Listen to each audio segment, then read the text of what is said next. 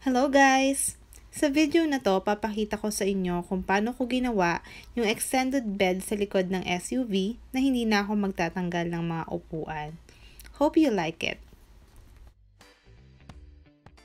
Una kong ginawa ay nagtingin ako ng iba't ibang styles ng car camping setup. At ito yung nakita ko na nagustuhan ko. Madalas kami lang ni Aries, so ayoko yung nagbubuhat pa ng mga gamit mula sa car hanggang sa camping spot. Gusto ko yung abot kamay ko lang yun lahat. Nagpunta ako sa mga hardwares and naghanap ng mga affordable materials. Sa plywood, gusto ko yung hindi masyadong mabigat. Mura, pero quality naman. Madalas sa mga YouTube videos na napapanood ko, yung pinipili nilang plywood, yung 3/4 yung kapal. Pero I think sa amin ni Aries, okay na kami sa 1/2 lang yung kapal. Nebraska plywood yung pinili ko and I think this is around 800 pesos. And guys, may mga construction supplies or hardware na pumapayag na ikat na yung plywood. So kung ako sa inyo, ipakat nyo na. Ako pinakat ko na para hindi na hassle for me. And shout out kina kuya na tumulong sa akin. Then sa kahoy, may shop malapit sa amin na nagbebenta ng mga rita-ritaso. At binebenta nila to ng per kilo.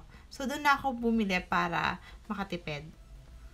2x4 yung pinili kong kapal at yun yung gagamitin kong pangpaa. Total cost ng kahoy ay 750. Alright, so simulan na natin. Itong Honda BRB ay 7-seaters and mayroon siyang 3 rows. And madalas kapag nag-outing or nagka-camping kami, kasama ko yung mga pamangkin ko. Kaya ayoko nang tanggalin yung 2nd row. Ito namang 3rd row na upuan, nafo-fold to. And ito yung gagamitin kong space para sa higaan.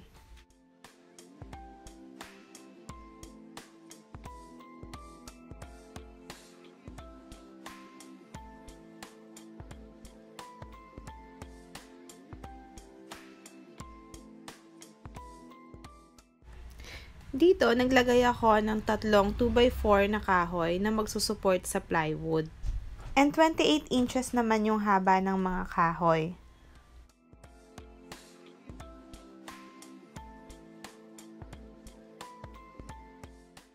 Niliha ko na rin muna lahat ng mga kahoy para maging smooth ang texture bago ko ipatong ang plywood.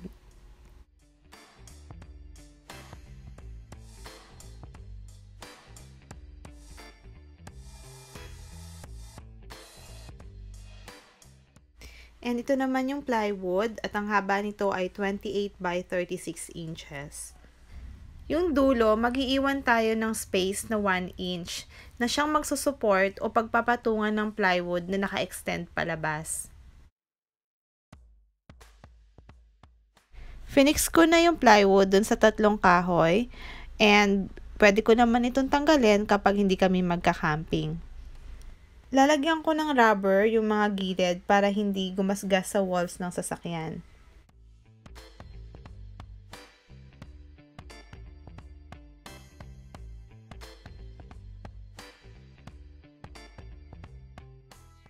Ito yung 2nd plywood and ang size naman nito ay 34 by 34 inches. And maglalagay tayo ng 4 na paa sa labas para matibay ang support. Hindi natin to i-fix, so magbubutas lang tayo ng tigda-2 bawat paa at removable yung drop pin. Make sure na pantay ang butas sa plywood at kahoy. Para sa drop pin, magtanong kayo sa mga hardware. Baka may makita o mahanap kayong mas maganda. Ako gumamit lang ng Volt, which is 25 pesos per piece. So yan, pwede nyo lang hilahin yung plywood, yung 2nd plywood palabas. And then, ilagay nyo na yung drop pin.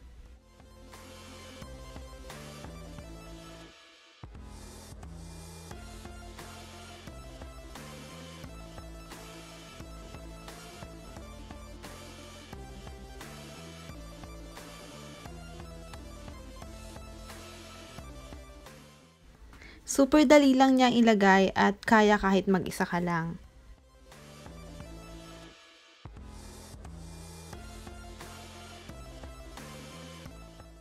Minamarkahan ko na yung bawat paa so alam ko kung saan ko ilalagay para hindi mahirap pag pinasok na doon yung drop pin.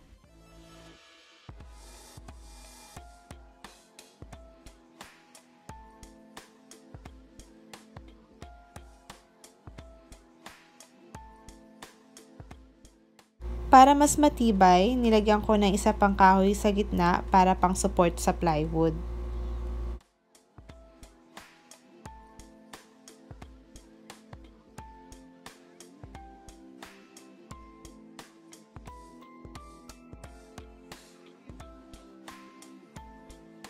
Ito na siya.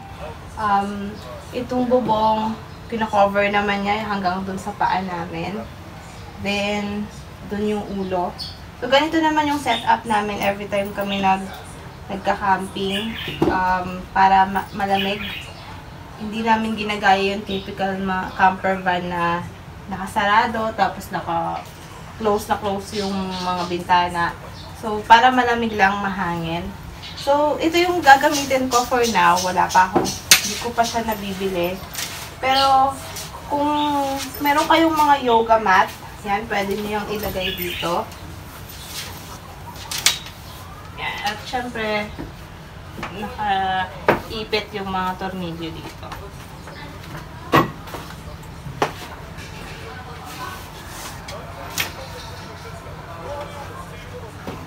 So, itong foam na to, ginagamit na namin to sa bahay. Pag may mga bisita, pag nandito yung mga pamangkin ko, ginagamit namin yan dito. So, ito na rin yung gagamitin namin. Okay, ano to?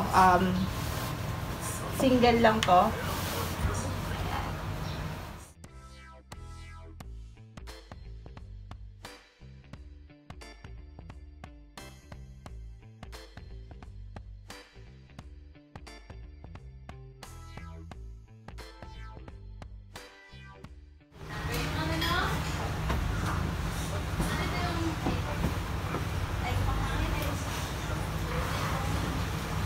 Ayan, so ready na ating kama. Okay? So, kasya na siya. Kasya na daw si Iris nandito. Ako, may bubong naman. Tapos, ang gagawin kasi namin dyan, meron kaming tent na binili. Yung parang ipo-cover niya. So, mas maganda kapag may ganon.